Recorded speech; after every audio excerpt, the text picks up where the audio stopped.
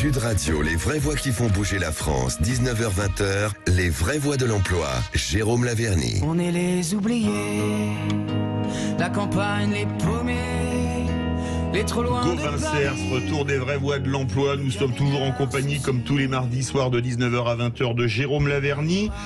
Benoît Serre, DRH de L'Oréal France, est resté avec nous et nous ont rejoint Fabrice Dallongeville, président des maires ruraux de l'Oise. Bonsoir. Bienvenue, Bonsoir. merci d'être avec nous. Et Rémi Ripet, président de l'ARH Emploi Local dans le Lot-et-Garonne. Bonsoir. Bonsoir, enchanté d'être avec vous. Eh bien, enchanté aussi. On parle de Jérôme Laverny, on parle de ruralité, de l'emploi, de savoir si effectivement on a tendance à ne pas l'imaginer, mais de tous ces talents qui sont en ruralité, qui trouvent du travail et qui font des petits surtout. Oui, tout à fait. Il faut dire comment, pourquoi, à quel endroit. On a cette image d'un travail de l'agriculture qui effectivement a eu tendance à décroître ces dernières années. Et on se fixe sur le nombre d'exploitations parfois, et c'est stupide à plusieurs égards, pour imaginer que cette activité professionnelle décroît. On se fixe également sur ces services publics qui défraient la chronique parfois parce qu'ils ont disparu dans tel ou tel village, là où en réalité les communes rurales et précisément orchestrées par l'association des maires ruraux sont très dynamiques, regorgent de talents, regorgent d'emplois, regorgent de perspectives, et c'est ce que l'on va voir ce soir. Benoît Serre, justement, une question sur L'Oréal, sur le groupe. Aujourd'hui, j'imagine que comme beaucoup d'entreprises, vous vous êtes rendu compte que certains avaient déménagé pendant le confinement. Est-ce qu'ils sont revenus? Est-ce qu'aujourd'hui, il y a possibilité de travailler justement, de partir et d'être un néo-ruraux et de continuer à travailler dans un grand groupe comme L'Oréal? Oui, alors, bon, déjà, vous savez que L'Oréal a 11 usines en France, des centres de distribution, donc on n'est pas que à Paris, quoi. Ouais.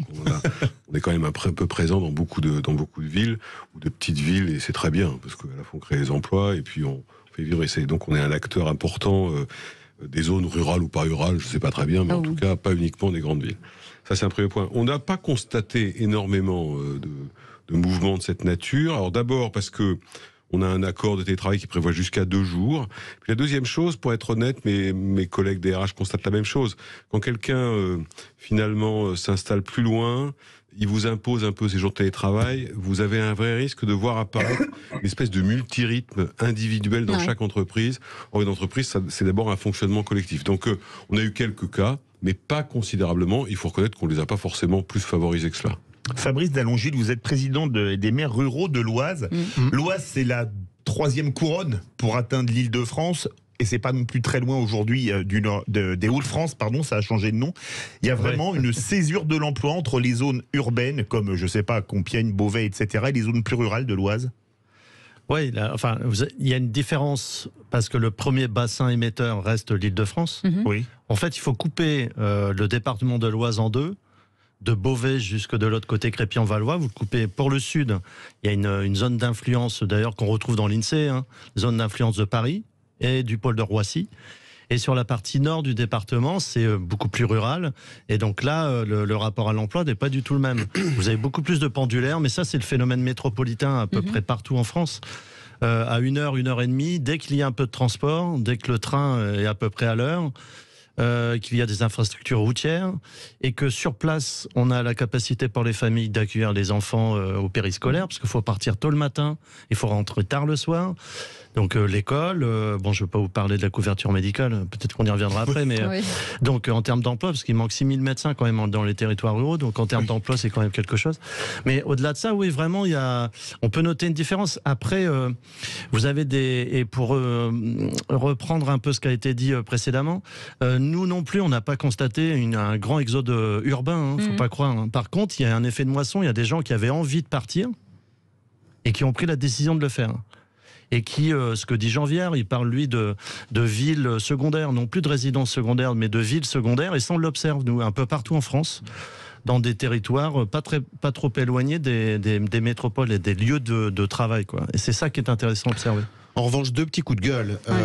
Par rapport à ce phénomène, quelle qu'en soit son ampleur, pas d'accompagnement des pouvoirs publics et on conserve encore des structures d'emploi qui sont l'apanage des grandes villes. Ça, c'est complètement irresponsable. Parce que les talents, ils sont parfois dans les villages. Et quand bien même un village comporte 300 habitants, il faut aller les chercher. Il faut aller, d'autant que le problème de la mobilité se pose, et c'est mon 2e coup de gueule. On parle d'un développement du télétravail. Oui, maintenant, il est acté, et notamment depuis la crise sanitaire. Certes, aucun accompagnement de la SNCF. Aucun, zéro. On continue à avoir des billets de train qui sont plus chers qu'un aller en voiture tout court, avec de l'essence. Au moment même où l'on parle également de la défense du développement durable, de l'environnement, etc., etc. Aucune stratégie par rapport à cela. Aucun dialogue entre les régions. Aucun dialogue entre les départements sur les recrutements et l'accompagnement sur l'emploi. Ce sont encore une fois des acteurs privés qui prennent le relais et qui vont imposer la réalité. Ouais, Rémi Ripet, vous êtes président de l'ARH, l'emploi local dans le Lot-et-Garonne. Quels seraient les points d'amélioration justement pour cette aide à l'emploi? Quelle stratégie il faudrait mettre en place sur tout ce qui est lié à l'emploi sur place? Alors déjà, le premier constat, c'est que dans le Lot-et-Garonne, on vit heureux par rapport à votre première partie d'émission. Chez nous, on est très heureux. Voilà. C'est bien de le dire. Donc voilà, c'est une introduction importante. On est sur un bassin agricole très fort, un bassin fluvial avec la Garonne, et donc on a une activité agricole très très forte. Et un peu comme mon précédent interlocuteur, nous, on est dans un bassin entre Bordeaux et Toulouse, donc dès qu'il y a un peu de mobilité, effectivement, nos jeunes fuient les territoires et s'en vont sur Bordeaux et Toulouse poursuivre leurs études et on ne les retrouve pas. Donc sur de nombreux métiers techniques où on a besoin de Bac+5 et plus, et des gens expérimentés, ils ont fui notre territoire et ils sont partis sur les extérieurs. Donc pour rejoindre la première partie de l'émission, on a aussi un problème de formation de 2e niveau sur nos territoires ruraux aujourd'hui. Et nous, on compte beaucoup sur le télétravail. Alors j'ai l'impression que la ruralité est apparue grâce au Covid. Donc je l'en remercie. Si on doit le remercier de quelque chose, c'est d'avoir fait apparaître que dans la ruralité, on pouvait travailler et vivre heureux. Puisque tout le monde, par le télétravail ou par d'autres actions, peut venir chez nous maintenant. Oui, mais comment aller chercher tous ces jeunes qui partent pour les faire revenir? Les pénuries d'emplois, on le sait, dans le monde agricole est terrible. Comment on peut les attirer de nouveau? On parle de valeur travail, on parle de bien-être au sein de son emploi. Est-ce que vous avez aujourd'hui une stratégie pour aller dans ce sens? Alors oui, tout à fait. Aujourd'hui, l'idée c'est de porter le candidat salarié, entre guillemets, tout au long de sa vie au sein d'un contrat qui s'appelle le contrat à fin d'employabilité, qui a été mis en œuvre par ce gouvernement dans la loi à venir de 2018. Où, au travers des âges, ou à travers de la compétence à l'instant de la personne, notre société ou d'autres sociétés qui fonctionnent avec ce contrat peuvent porter la personne au niveau de sa compétence et la faire vivre au sein du territoire, par le partage au sein de plusieurs employeurs, pour des gens très techniques, pour lesquels on n'aurait pas l'emploi définitif immédiat, par exemple. Et donc on va être l'interlocuteur permanent du salarié tout au long de sa vie, sur son besoin de se former, son besoin de reculer un petit peu dans ses horaires de travail. Et donc il va nous dire, voilà, dans 2 mois, dans 4 mois, dans 6 mois, je vais avoir le 2e enfant, j'aimerais reculer un petit peu en termes d'emploi, de retrouver un petit peu de disponibilité. On va prévenir notre client et on va aller essayer d'aller vers un client qui va lui donner cette disponibilité tout en gardant les compétences acquises. Voilà. Et on suivrait tout le parcours du personnel qui aurait un sous-traitant. En fait, le salarié aurait un sous-traitant que nous serions au travers de ce contrat. Benoît Serre, le sujet de la formation continue, j'imagine que chez L'Oréal, elle est prégnante. Oui, L'Oréal a quelques qualités, et notamment celle d'assurer beaucoup de mobilité professionnelle. C'est vrai que c'est un cas un peu particulier parce que vous pouvez totalement changer de filière, donc évidemment, vous ne pouvez pas le faire sans un dispositif de formation assez puissant. Donc c'est vrai que c'est un point important, comme beaucoup d'entreprises, mais surtout en ce moment, parce que les compétences changent, la manière d'exercer les compétences change. Et c'est-à-dire, c'est pour ça que c'était très intéressant ce qui a été évoqué. J'ai entendu les coups de gueule Jérôme Laverny, moi j'en ai un autre. C'est-à-dire que vous avez quand même aujourd'hui de 20% de la population française à peu près, ou des territoires français qui ne sont pas connectés réellement à Internet. Bien sûr. C'est vrai. Et ça c'est un frein énorme quand même. Et donc je ne sais pas si le gouvernement aurait dû faire ceci ou cela en termes de transport, parce qu'il y a un truc qui est certain, c'est que c'est insupportable d'imaginer que vous n'avez pas d'accès à Internet, parce qu'à ce moment-là, vous êtes bloqué en télétravail, vous êtes bloqué en formation à distance, vous êtes bloqué dans tout un tas de trucs, et notamment dans les services publics, etc. etc. Aujourd'hui, sincèrement, vous n'avez pas Internet, vous faites comment pour déclarer vos impôts, puisqu'on nous a expliqué que tout était sur Internet. Donc on peut ne pas les déclarer, mais c'est toujours un peu risqué. Non, mais vous voyez ce que je veux dire, c'est pour ça que moi je crois que la société change, qu'effectivement il y a des équilibres de vie différents qui se créent, que ça doit pouvoir bénéficier aux ruraux. Attention, parce que nous on l'a regardé dans une étude qu'on a lancée ce matin à NDRH, on est inquiet parce que vous avez des zones où finalement les gens ne peuvent plus se loger, parce que des néo-ruraux sont arrivés et les prix de l'immobilier ont monté. Alors c'est peut-être pas vrai partout, hein, je parle sous votre contrôle, mais en attendant, on sait que ça c'est un danger à regarder, mais pourquoi pas, c'est déjà dans les stations balnéaires. Mais en revanche, c'est important de considérer que, et je trouve que c'est très positif, que finalement, une partie des équipes de vie privée professionnelle ne passe pas par le baby-foot ou la salle de sport, mais par le fait d'avoir un mode de vie plus équilibré, dont le logement, dont la capacité à sortir des grandes villes. Et quand vous avez des enfants en bas âge, vous savez, 2 secondes. Moi, j'ai commuté entre Le Mans et Paris pendant 6 ans, parce que je voulais pas que mes enfants soient élevés dans un tout petit appartement parisien, ils avaient plutôt une maison.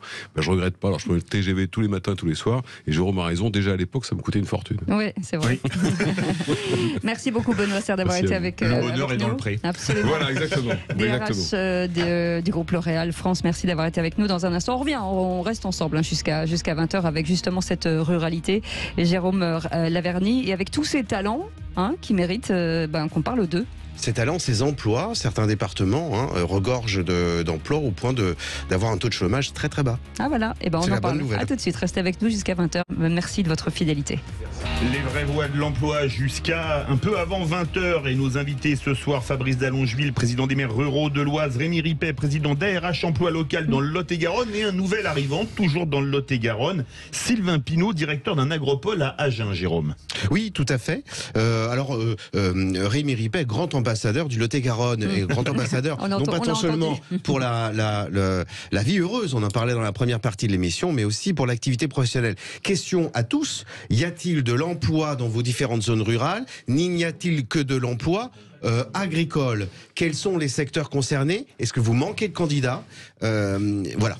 Moi, je voulais rebondir ce que Fabrice Dallongeville, vous disiez hors antenne pour nos éditeurs. On parlait des industries, et finalement, quand on regarde sur la globalité en France, il y a un taux qui est pas très élevé. Et quand on regarde en macro, on se rend compte que finalement, en ruralité, les industries sont très très très présentes. Ouais, alors c'est un chiffre intéressant à garder en tête, c'est-à-dire que l'industrie n'a pas entièrement quitté la ruralité, puisque le poids de l'industrie représente 25% de l'activité économique en ruralité, contre autour de 16% au niveau national. Donc on voit bien qu'il y a une carte à jouer pour la ruralité, parce qu'en fait, derrière, en termes d'emploi, il faut aussi des personnes qui ont baigné dans l'environnement industriel. Tout à fait. J'ai dépensé peiné pour ma région, et puis le Grand Est, des anciens grands bassins industriels qui ont tout perdu. Et il s'est passé vraiment des dizaines d'années maintenant, donc le personnel, entre guillemets, n'est plus là, quoi. Il est parti, où il a des déficits de formation. Ce qu'on ne trouve pas forcément dans d'autres territoires, je pense dans le centre de la France, où il y a encore un tissu industriel important. PME et PMI, bien sûr. Sylvain Pinault, vous êtes directeur d'une agropole à Agen. Dans les territoires, dans les régions, l'industrie agroalimentaire, c'est quand même encore une force pour la France. Bonsoir, exactement. L'industrie agroalimentaire en Lot-et-Garonne, c'est la première industrie du département, et ce depuis plus d'une trentaine d'années. Pour le matérialiser, a été créé il y a une trentaine d'années justement une agropole, une technopole agroalimentaire, qui a permis justement à l'agriculture finalement de se renflouer dans l'industrie à transformation. Donc je ne peux que confirmer aujourd'hui que le premier employeur du Lot-et-Garonne, un département rural situé entre Bordeaux et Toulouse, est bien industriel et a bien comme composante l'agroalimentaire très forte, avec des grands groupes qui sont installés dans le département. Est-ce que vous, Rémi Ripet, vous êtes président de l'ARH, l'emploi local dans le Lot-et-Garonne, est-ce que vous avez la même vision des choses? Est-ce qu'il y a c'est très industriel ou beaucoup d'industries? Quel secteur d'activité finalement émerge dans le Lot-et-Garonne? la concomitance de l'agriculture avec l'agroalimentaire est très prégnante sur le Lot-et-Garonne. Aujourd'hui, on est rendu, les chiffres de juillet, à 7% de chômage, de taux de chômage sur le Lot-et-Garonne. Donc, on est considéré quasi en plein emploi. On a un déficit de personnel qualifié et de personnel qualifié dans l'agri, dans l'agro. Aujourd'hui se développent également sur notre territoire les nouvelles techs sous l'impulsion de la nouvelle économie autour de l'énergie. On a une nouvelle technopole de logistique et de tech sur la nouvelle économie qui est l'énergie renouvelable, qui est sortie de terre, qui recherche plus d'une centaine de postes de techniciens qualifiés et qui recherche aussi sur toute la France, parce que souvent après, un peu comme le groupe L'Oréal, ils essaient après dans toute la France et qui sont en recherche. Donc aujourd'hui, venir en Lot-et-Garonne, c'est pas une chance de trouver un emploi, on a la certitude de trouver un emploi. On a la certitude de trouver le bien-être. Bon, ça, c'est à côté de l'emploi, c'est le long de notre canal du Midi et de notre Garonne, et du bien manger et du bien vivre. Mais après le bien-être, on a la certitude de pouvoir choisir son emploi et de pouvoir évoluer. Voilà. Ce que nous, on aimerait peut-être un petit peu plus sur le bassin, c'est retenir un peu plus nos jeunes, parce qu'ils s'en vont beaucoup et on aimerait bien peut-être les tenir un petit peu plus sur le bassin. Quel bon ambassadeur. Quel bon ambassadeur. C'est un appel aux habitants dans le Lot-et-Garonne. On le lance officiellement, Rémi Ripet. Jamais 203, un troisième petit coup de gueule donc. Il y a ce que l'on appelle la politique de la ville, où de forts budgets sont mobilisés. La politique de la ville, comme elle s'appelait jusqu'à une période assez récente et qu'on continue à s'appeler. On ferait bien aussi d'avoir une politique de pas la ville. De la ruralité. De la ruralité, en tout cas d'une manière plus globale, ne serait-ce que d'abord pour s'y intéresser et pour y mobiliser aussi autant d'argent que parfois on en voit affluer dans ce schéma de la politique de la ville. C'est un autre débat beaucoup plus long. Fermons la parenthèse. Fabrice d'Allongeville, qu'est-ce qu'on peut apporter, qu'est-ce qu'on attend du gouvernement justement, vous, sur des zones telles que vous, sur l'aide à l'emploi, sur peut-être de faire revenir des entreprises, peut-être de donner envie à certaines personnes d'aller chez vous dans cette région? Oui, pour rebondir sur Cécile, est-ce que vous avez l'impression que vous avez moins que les villes en termes d'accompagnement et de soutien financier sur l'emploi, notamment? Alors, il faudrait clarifier sans doute qui intervient le plus sur l'emploi. Est-ce que c'est en termes de compétences, si c'est les régions qui ont la main, et à ce moment-là, qu'on donne vraiment la main aux régions et qu'on ne multiplie pas les intervenants, les dispositifs d'État, etc. Donc, sans doute dans la clarification des acteurs. Après, localement, ce qu'on peut constater, nous, de façon générale, c'est des zones de tension, mais qu'on retrouve un peu partout. Là, c'est clair. Et c'est assez normal pour moi que les jeunes quittent leur territoire pour aller faire des études et vivent une autre vie, parce que c'est aussi comme ça qu'on peut l'imaginer. Mais ça serait bien qu'ils reviennent. Oui, bien sûr. Après, on peut pas. C'est toujours difficile de raisonner que par rapport à l'emploi, parce que l'emploi interagit avec beaucoup d'autres choses. Oui. Donc, quand il y a une décision familiale de venir s'installer dans une région, on regarde l'offre scolaire, on regarde la question de la santé. La question de la santé, pour moi aujourd'hui, dans les territoires ruraux, c'est un vrai handicap. Sylvain Pinault, il nous reste 2 minutes. Vous parliez des jeunes qui partent à Toulouse ou à Bordeaux. À Bordeaux, l'immobilier est hors de prix. À Toulouse, c'est quand même cher. Vous n'arrivez pas à les faire revenir parce qu'à Agen ou à Villeneuve-sur-Lot, le reste à vivre est très supérieur à Bordeaux ou Toulouse. Effectivement, le reste à vivre est très supérieur, la qualité de vie est importante, les logements sont encore largement accessibles, et quand on regarde l'agroalimentaire, on a quand même une forte population qui est payée au SMIC aujourd'hui, il ne faut pas se leurrer, c'est le SMIC, on ne peut pas loger aujourd'hui des gens qui gagnent le SMIC dans les métropoles, c'est impossible. Toute la stratégie qu'on adopte aujourd'hui, c'est de faire venir tous ces gens-là qui sont nécessaires pour l'industrie agroalimentaire dans nos villes. On ne pourra pas installer une usine dans une ville demain, c'est pas possible, les usines ne peuvent être installées qu'en campagne. En campagne d'une part parce que déjà l'immobilier est moins cher, d'autre part le foncier est accessible, et puis pour les gens qui travaillent au SMIC, c'est la seule solution. Donc on doit promouvoir absolument les campagnes, on doit faire venir les jeunes, parce que finalement l'emploi dans l'industrie il est fort, il est très fort, il sera de plus en plus fort. Dans l'agroalimentaire il est extrêmement important, et aujourd'hui tout ce qu'on dit, c'est à chaque fois que vous avez une embauche dans une entreprise, vous pouvez rester toute votre carrière dans l'agroalimentaire. Donc petite réaction de Fabrice d'Allongeville. Oui, alors, par rapport à votre question sur ce qu'on peut attendre de l'État, c'est qu'il arrête avec les zones, les ZAN, la zéro artificialisation des sols, parce qu'on se retrouve avec des enjeux de développement possibles, mais on ne doit pas consommer de terres agricoles. Ouais, c'est ça. Ou alors quand on en consomme, on les consomme de façon très concentrée. On raisonne sur, par exemple, des hectares et des hectares, des dizaines d'hectares d'entrepôts logistiques. Et ça consomme énormément de terres agricoles. Et dans d'autres territoires, qu'on a besoin de quelques hectares, et pas forcément trop, on ne peut pas les prendre. Donc ça, c'est un problème. Alors, sur les contrats aidés, les budgets sont 15 fois supérieurs sur les villes, sur les quartiers prioritaires. Comme une conclusion, en tout cas, plutôt que le bonheur de Spinoza, comme le niait Luc Ferry tout à l'heure, le bonheur est dans le Lot-et-Garonne, selon Rémi Ripet. Mais dans l'Oise aussi. Et dans l'Oise aussi, pardon. Ouais, c'est gentil. On a autant de soleil. À tous. Ça se voit, vous êtes bronzés. Merci d'avoir été avec nous, messieurs, dans un instant. Et Chantal Goya, vous connaissez Chantal Goya? Bah oui, Chantal Goya dans le Loft avec Yvan Cujus. Et on se retrouve demain aux alentours de 17h, oui, avec Philippe David et puis nos éditorialistes. On vous souhaite une belle soirée. Salut. Et tout de suite, conseil de famille avec Stéphane Moller.